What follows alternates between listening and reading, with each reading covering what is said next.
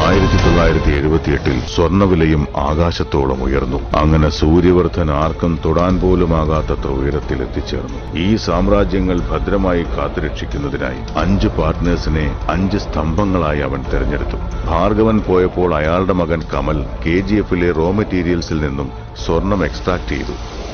അങ്ങനെ വേർതിരിച്ചെടുത്ത സ്വർണം ബാംഗ്ലൂരിലേക്ക് കൊണ്ടുപോയി വിതരണം നടത്തേണ്ട ചുമതല രാജേന്ദ്ര ദേശായിയെ ഏൽപ്പിച്ചു.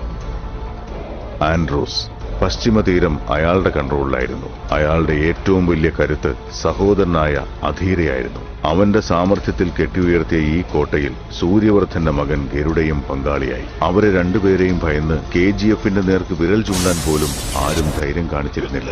സ്വർണ്ണവില കുതിച്ചുയർന്നത് ഇനായക് ഖലീലിൽ അത്യാഗ്രഹത്തിന്റെ വിത്തുകൾ പാകി. ബോംബെയിലേക്ക് വരാനുള്ള പറ്റിയ സമയം ഇതാണെന്ന് അയാൾക്ക് തോന്നി. പക്ഷെ ഒരു വലിയ തടസ്സം അവനെ കാത്തിരിപ്പുണ്ടായിരുന്നു. ഗ്യാങ് വാറുകളുടെ വിളനിലമായിരുന്ന നഗരത്തിൽ അസുരന്മാരിലെ ദേവൻ എന്ന പത്രങ്ങളാൽ വിശേഷിപ്പിക്കപ്പെട്ട ഒരു കൊടും കുറ്റവാളി ജീവിച്ചിരുന്നു. ചെറിയ കുട്ടിയായിരുന്നപ്പോഴേ ബോംബെയിൽ വന്നത് തീക്കനലിൽ വീണതുപോലെ.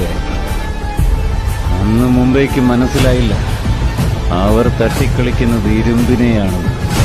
ഉലയിൽ ഊതി ഊതി അടിച്ചടിച്ചവരാ ഇരുമ്പിനെ കത്തിയാക്കി. കത്തിക്കൊന്നല്ലേ അറിയൂ. नहीं रे, तेरा बाप का और तेरा बाप मैं हूं. നാട് കാണാൻ വരുന്നവൻ നാടിനെ പറ്റി അറിയണം. നാട് ഭരിക്കാൻ വരുന്നവൻ അവൻ ആരാണെന്നറിയിക്കണം. If you think you are bad, I am your dad. അവൻ റൗഡിയാവുന്നതിന് മുമ്പ് ബോംബെയിലെത്തിയപ്പോൾ വേറൊരു പേരായിരുന്നല്ലോ, രാജകൃഷ്ണപ്പ ബേരിയ. അത് റോക്കി ചെയ്ത് എങ്ങനെയാണ് സാർ?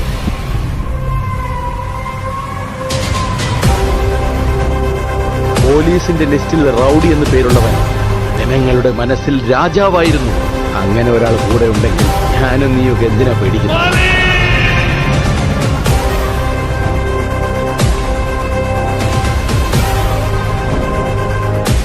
അവൻ അത്രയ്ക്ക് വലിയ ഗ്യാങ്സ്റ്റർ ആണോ?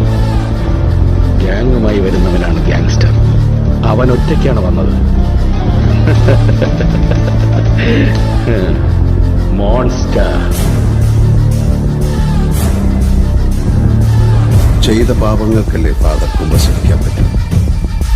ചെയ്യാൻ പോകുന്ന പാപങ്ങൾക്ക് പറ്റും.